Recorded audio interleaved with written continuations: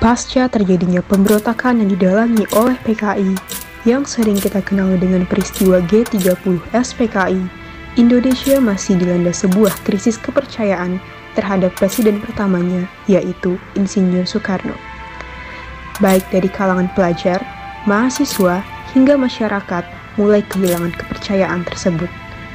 Dikarenakan setelah kejadian G30 SPKI, banyak masalah yang timbul di Indonesia, seperti munculnya krisis ekonomi, hingga pemerintah yang ternyata belum sepenuhnya berhasil menuntaskan masalah politik terhadap peristiwa tersebut. Akibat dari hilangnya kepercayaan tersebut, masyarakat semakin tidak terkendali.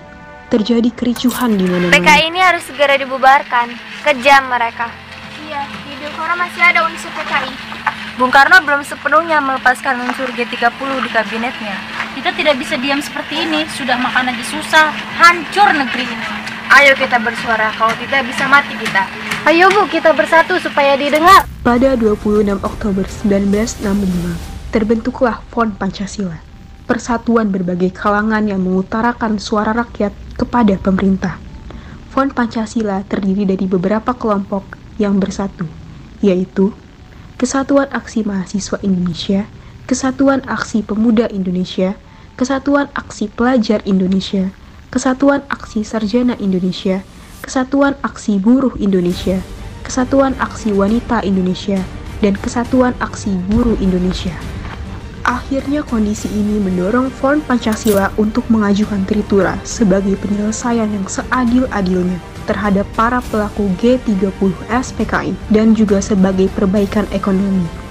Tritura ini diajukan oleh mahasiswa dan masyarakat pada tanggal 12 Januari 1966 setelah melakukan demo semenjak 10 Januari 1966.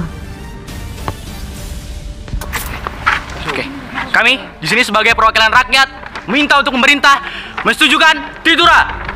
Bubarkan PKI! Bubarkan PKI! Rombak Dwikora dari PKI!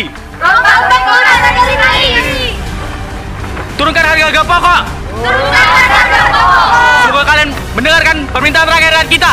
Hidup rakyat! Hidup! Setelah berbagai demo, Soekarno memutuskan untuk melakukan reshuffle.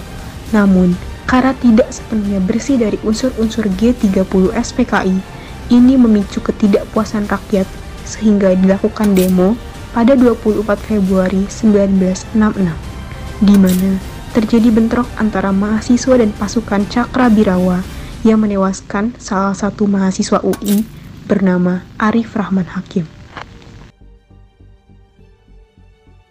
Pada 11 Maret 1966, Soekarno mengadakan sidang kabinet, namun didemo oleh pasukan tak dikenal bersama mahasiswa.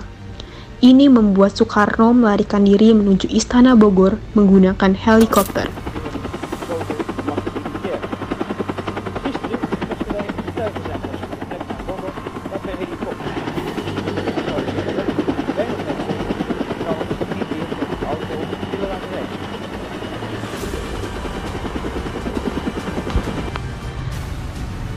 Lalu, Soeharto mengajukan rancangan dokumen pemberian kekuasaan yang disampaikan melalui 3 jenderal yang menyusul ke Bogor, yaitu Basuki Rahmat, Amir Mahmud, dan M. Yusuf, karena Soeharto yang sedang sakit.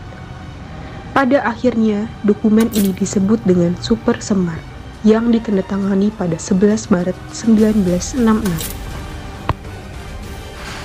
Apakah ini sudah benar? Itulah yang terbaik, Bung.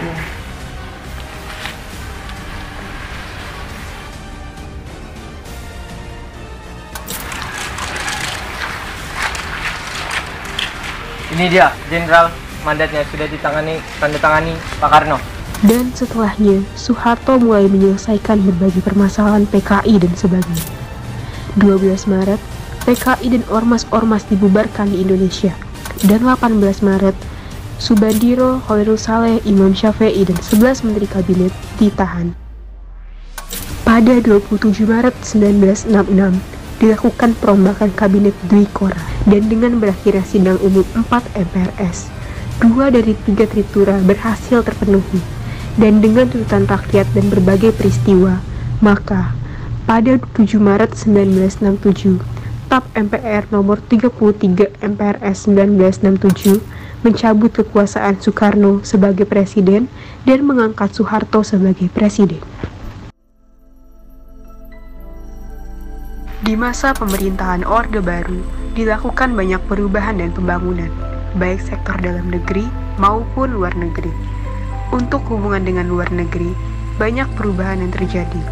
Indonesia menerapkan politik bebas aktif, bebas dalam artian non-blok, dan aktif dalam artian terlibat dalam perdamaian dunia.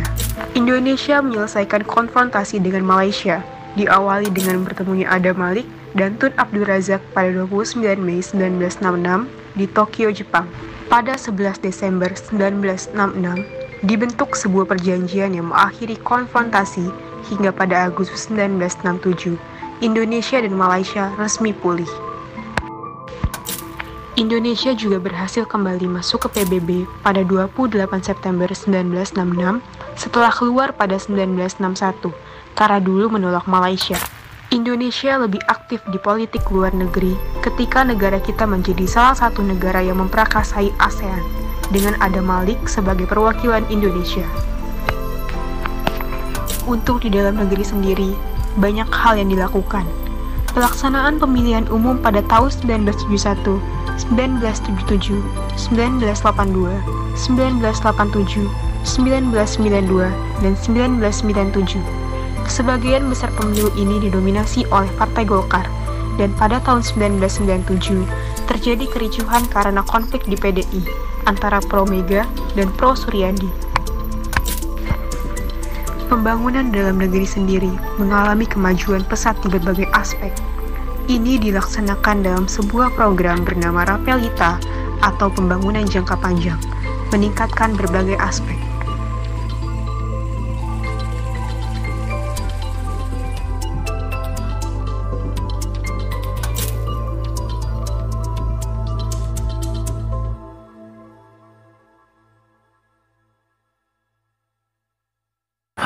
Jadi kalau untuk kami dari kaum petani itu cukup terbantu lah dengan kehadirannya Pak Harto dan naiknya Pak Harto sebagai presiden di sini.